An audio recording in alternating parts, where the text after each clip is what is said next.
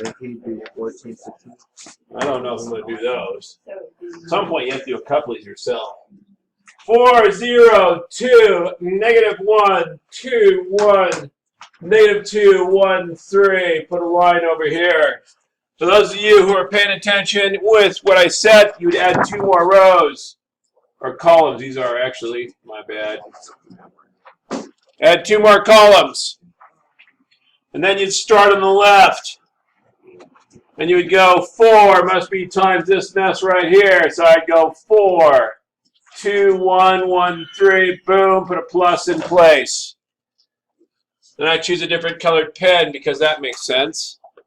Then I would go negative 1, negative 1, 1, 0, 3, 2, boom. Plus. Negative 2, 0, 2, 2, 1.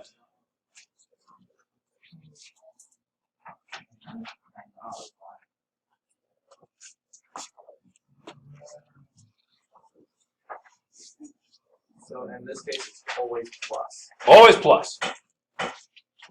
Always plus. Yeah, the both books do something called the finger covering method. And that's what it's actually called. We're not going to do that. It's no sillier than something called the right-hand rule, which I'm going to teach you today, which you have to know. Here we go. So this, I go, whoosh, whoosh. So I go 4. This is 2 times 3, which is 6, minus 1 times 1, which is 1, plus negative 1, 2 minus 0, minus 2, 0, minus 4. Right? Making the x's on each one of them. How is 0? 0 minus 4. What? What's the question? How'd you get 0? I get 0 here? So this is 1 times 2 minus 0 times 3. Oh. 0 times 3. I go this way minus this way. Oh, I see. Right? All right, so this becomes 20 minus 2 plus 8, which is 26. And I'm done. Ta-da! Isn't that fun? So whenever it's inside the brackets, it's a minus. Whenever it's outside, it's a plus. What? Like in Well, the, not brackets, the line. What? Or in the parentheses. What is it? This minus this. You try to make new rules. It's always this way minus this way. It's always going to be 2 times 3, which is 6, minus 1 times 1. 1. Is he right? Okay, you're right then. I thought it was 2 times 3 minus 1. 2 times 3 Yeah. minus 1 times 1. Oh. Okay, so it's always minus inside. It's always this minus this. Always. Every time. This minus this. This minus this. Always. Good? Happy, sad, can do it? All right. You want another example? Or an inner product. If you want to write inner product right next to it, you go right ahead. Sometimes you need to multiply things that are in the same direction. It's called a dot product. An example, I'm skipping the next line. Okay, is everybody with me? I'm skipping the next line. We'll come back to it, I swear to you. An example would be the power of a ramjet is determined by taking the dot product, the velocity of the wind, and the force of the engine's turbines. Now, I'm not going to explain that because that's physics. What do we care? Who knows any physics anyways? If I have a jet engine pointed this way, and the air going into it is going this way, the jet engine, the ramjet does nothing. It just sits there. It provides no power at all. The plane can't fly. The closer you are, the more air that gets pushed in through the front, the faster the plane goes, the more power the engine has. So the closer they are to the same direction, the more power it has. So if you have that are perpendicular, no engine, no energy at all, no power, whatever that is. Your engine doesn't work. but the more they come straight in the same direction, the more powerful the jet engine becomes. Okay? We call this a dot product. We want to multiply that which is in the same direction. Okay? So backing up a step without looking at that problem, we're going to do the problem above it. So if I want to multiply that which is in the same direction, Miss Green is really intently on this, so she's going to help me with this one. I've got a vector A here. Oh, come on. Vector A here. I got a vector B in this direction. Oh, no, that's terrible. I don't want to do that. I got a vector B in this direction over here. Woo! I want to multiply that which is in the same direction. So this is the game I'm going to play. First of all, I don't like the way they're set up, so I'm just going to move them. Just because I change the direction of the plane should not change the energy. So I'm going to go ahead and go woo until I get what? 1 right on 0 degrees. Is that agreed? Okay. Now, I want to multiply that which is in the same direction.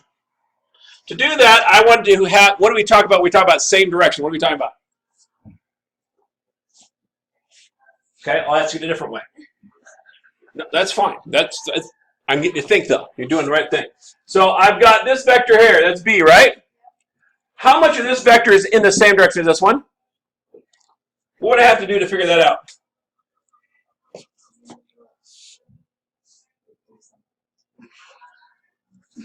I would drop this down, and I would find its component in the same direction. Would I not? That's what I would do, right? And the component in the x direction we write as what? Do you remember? It's the magnitude, r. The x one would be cosine of theta. And I'd multiply that by b, right? By the first vector. Now clean this up. We're going to say r is a, right? So we're going to write b a cosine theta.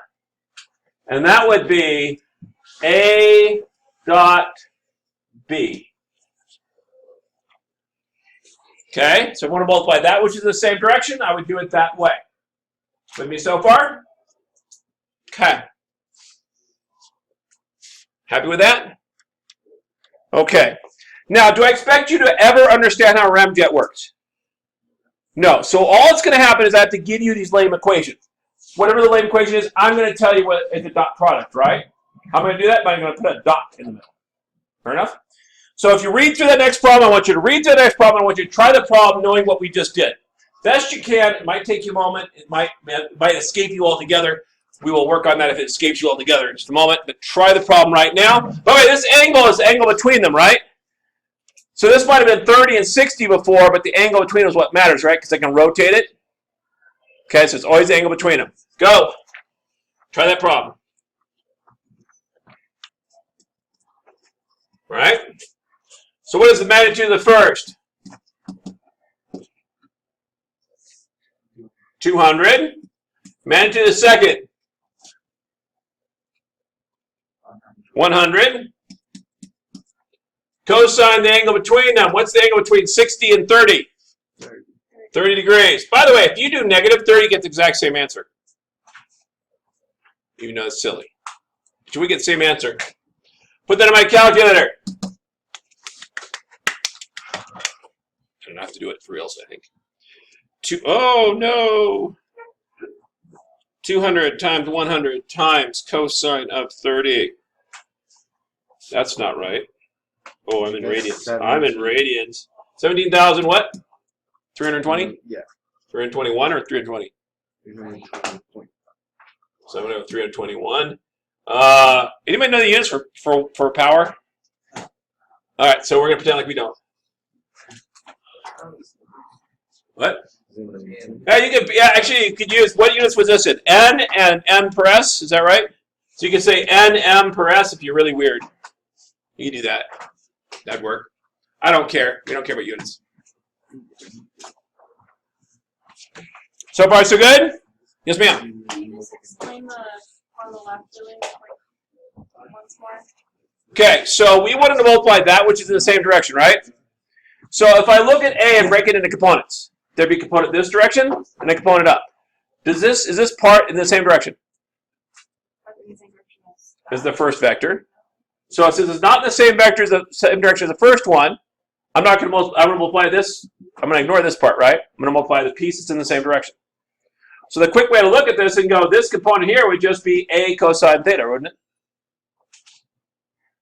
Oh, yeah. Okay. Okay, so A cosine theta times B gives me my dot product, that which is in the same direction. Now I'm going to show you another way to do the exact same problem. Okay, yes, sir. Remember how you got the second equals right above the 17? Here? Yeah. Okay, what's the magnitude of the F?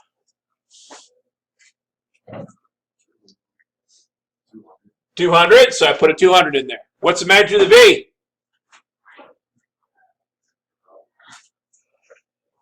100. Cosine, now this is the angle between them, right? Angle between the two different vectors, right? So one's at 30, one's at 60. What's the angle between 30 and 60? Well, if this is 30 degrees and this is 60 degrees, what's the angle between the two vectors?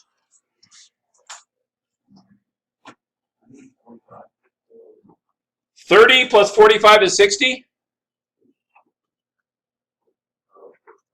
I don't mean the angle is physically between the two. I mean the actual angle between the two. What is this angle measured as? Yeah. Yeah. Now I know where you're going, which is odd, but no, it works. So is it good?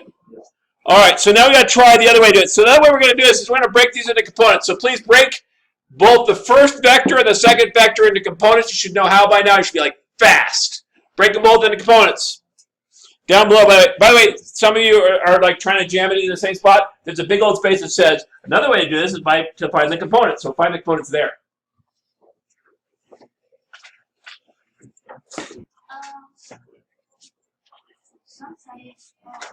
Sometimes.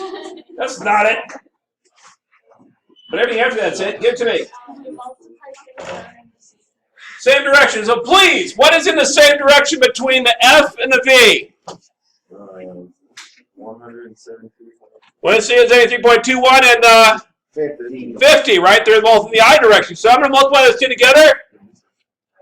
You're going to multiply them together? Well, it's multiplication, right? I'm multiplying. Oh. We're not adding anymore, right? When we add up what the vectors are, we do that, but now we're going to have to multiply. And I get 8660.5 plus, now I'm going to multiply the j's together, right? Should be able to do that without a calculator. I'm a little embarrassed I went for the calculator. Wow. And then when I go to add them up, what do I get? I multiply that which is in the x direction, that which is in the y direction together. When I add them up, I get